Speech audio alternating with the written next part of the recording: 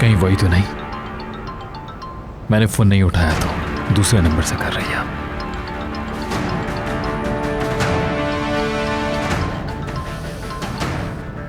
हाँ बोलो। आबिद साहब, बैंक से बात कर रहा हूँ। रेहान तरून आपकी वाइफ है ना? कहिए, क्या बात है?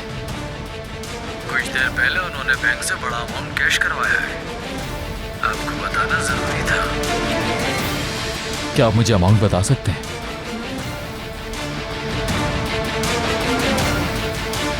जी हाँ, 50,000।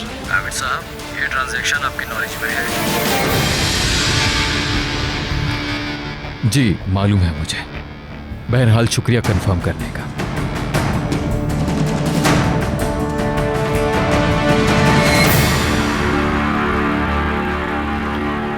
क्या करती फिर रही हो तुम? क्या करना है तुम्हें इतने पैसों का?